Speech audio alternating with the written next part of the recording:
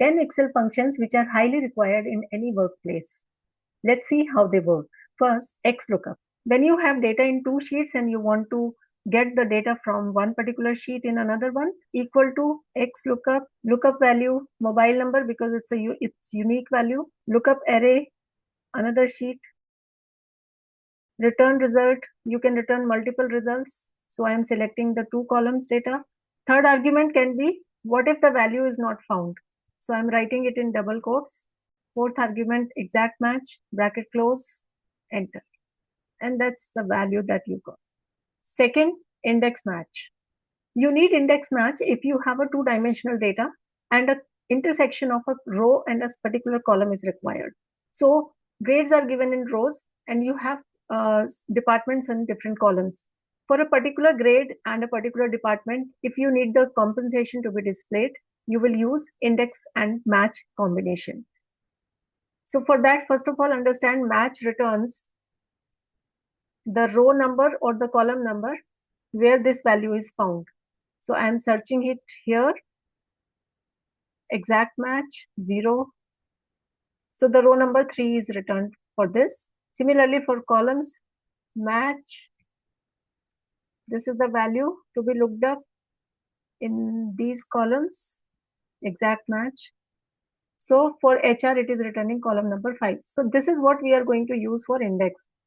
Index array is this, comma, match, lookup value, exact match. This is for row, then for column, match, department. This is the array, exact match, and then close index. And you get the value here. This is the intersection of G to HR. Third, sumifs. Sumifs is used, as the name says, ifs, where you have multiple criteria and based on the criteria, the values need to be summed up. So if I want to sum up only for components which are chain, then this is the sales data. From here, only components which are chains should be summed up. Equal to sumifs, first of all, value to be summed up, that is sales amount, comma, first criteria range is category. Where is the criteria for category? It's in this. Second condition, products, select the values. Criteria for products is again in the reports here. No more criteria, so close bracket and enter. So this is the sum for components which are chains, total sales value. Similarly, you could have used countifs function. Here, no sum range to be given. The criteria range, where is the criteria? Second criteria range,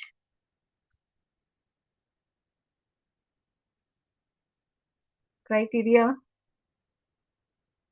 and bracket close. So there are total 3 orders for components which are chains. Fifth function, ifs, multiple conditions. Based on those conditions, a specific formula is to be applied. So here we will write ifs. The pattern of writing ifs is logical test and what if the value is true. Then second logical test, what if the value is true. And that's how you can continue with your conditions. So let's say these are the categories, accessories, bikes, and components. And these are the respective incentives to be applied. So let us use this for the first cell equal to, if it is equal to accessories, since accessories is a constant value, so we will fix it with dollar. What is the formula for this? Sales into incentive percentage, which is again function F4 because it's a fixed value. So this way we'll write all the 3 conditions, bracket close, enter. This is the value for the first, where accessories were the values, and for every respective product, the incentive has been calculated accordingly. Sixth function, unique, which will return a unique data from the large data set. So suppose I want the unique values of card types here in the unique section. So we write unique array is this data, and there we get the unique values. Seventh function, sort. You use sort function when your master data is the read only and you are not able to change that data. So we use sort. The array is this data. Sort index will be, let's say, city, which is 8th column. So I give index number 8. It will be in ascending order. So we close the bracket, and there we get the sort data based on the city in ascending order. Eighth function, filter. Again, if your master data is read only, you apply filter for your piece of data. So we write filter array from the master data. Condition will be card type is equal to double quotes gold, because it's a text value. What if empty array? Then we can write not found, no record found or not found, bracket close. So we got some records for the gold card type. Another function is text join.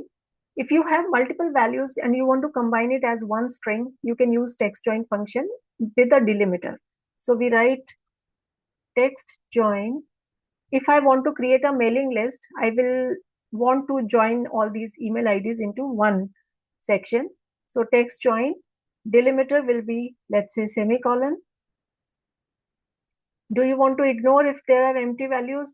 That is true. And now you can give all the email IDs. They will be combined into one. So all the email IDs are combined to create a mailing list. If you want to create a mailing list of a specific card type holders, then you can write text join along with filter. Text join delimiter will be semicolon, but this time we don't give array just like that. We give filter. What do we want to filter? Email IDs. Condition will be card type is equal to gold, bracket close, and then press enter. So these are the email IDs only for the gold card type customers. Date diff is a very important function if you want to return the duration in forms of years, months, and days. So if first date is date of joining, as of today, if I want to find out the duration, then let us understand what date diff return. This function does not exist in the function list, so you will have to remember the arguments. So the first argument is the date of joining, comma, as on which date, which is today. Today is the function.